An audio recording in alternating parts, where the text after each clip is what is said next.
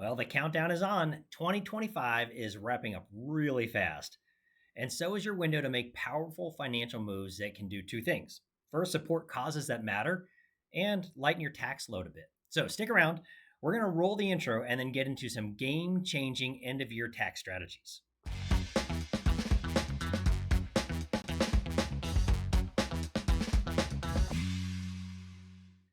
Hello, everyone. Chris Hobart here, the Wealthologist. Now, today we're putting strategy behind generosity. With tax laws about to shift in 2026, what do you need to do this year before December 31st? Because it could make a huge difference between your donation making and the impact you can have, or getting swallowed up by Uncle Sam. So, whether you're writing checks, giving stock, or tapping your IRA, let's make sure that you're doing it smart for 2025 and 2026. All right, first, let's start with the 2026 tax cliff. What's changing and why it matters. And let's start with what's coming down the pike and why 2025 is your golden window. First, change number one. There is a new floor for itemizers beginning in 2026. You'll need to donate at least 0.5% of your adjusted gross income just to qualify for a deduction. For example, if you make $200,000, you'll need to give at least $1,000 before the IRS even says, hey, cool, we're going to count that. Now, this hits smaller, consistent donors the most. So if you're planning to give, consider doing it now when every dollar still counts. Second change, top earners, they're going to lose some of the juice. So right now, every dollar a top bracket taxpayer gives nets about 37 cents in tax savings. But in 2026, that's going to drop to 35 cents. Now, I get it. It doesn't sound like much. But if you're giving $100,000, that is $2,000 difference. Now, I don't know about you, but I'd rather that go to a nonprofit than to the IRS. Now, third change, SALT. The cap jumps from 10,000 to 40,000 starting in 2025. Now, this one is huge for folks in high tax states. Starting next year, you can deduct up to $40,000 in state and local taxes, a 4 times jump. Now, why does this matter? Well, you might finally be able to itemize again, which means you can stack deductions like charitable giving and get more bang for your philanthropic buck.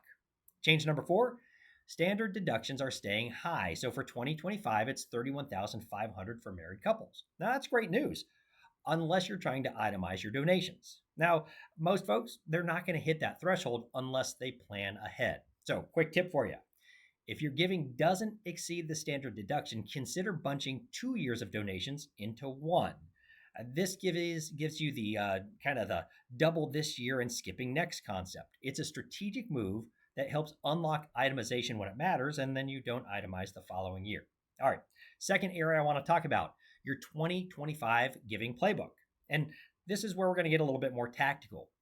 Here are the smart giving moves to consider before New Year's Eve. So first, appreciated stock. The quiet MVP of giving is this. So if you've ever held stock for over a year and they've gone up, don't cash them out and then donate. Instead, you donate them as is. In this case, you avoid paying capital gains taxes when you liquidate, and you get a deduction for the full value. In this case, the nonprofit then sells the stock tax-free. So win, win, win, win, win for everybody. So for example, let's say you bought Tesla at $100 and it's now worth $300. You sell it and you owe tax on that $200 gain. And then you donate it. There's no tax and you get a full deduction. So boom, don't liquidate it, donate the stock instead. Now, second thing I want to talk about here is IRA giving, and this is only for those that are 70 and a half and above. But if you're 70 and a half or older, you can give up to $108,000 directly from your IRA to a qualified charity. Now, it counts towards your required minimum distribution if you're that age, and it's excluded from your taxable income. It's one of the cleanest, most tax-efficient ways to give. We had a client last year give $30,000 from their IRA. They didn't touch their checking account. It reduced their taxable income and made a huge impact with a nonprofit that they love. As far as I can tell, that is win, win, win, win, win. Third thing to think about, donor advised funds or DAFs. Think of a donor advised fund like a charitable checking account. You donate to it and you get the deduction now. So you can do a lot of money into it, get the full deduction, but then you get to direct where the money goes this year or down the line.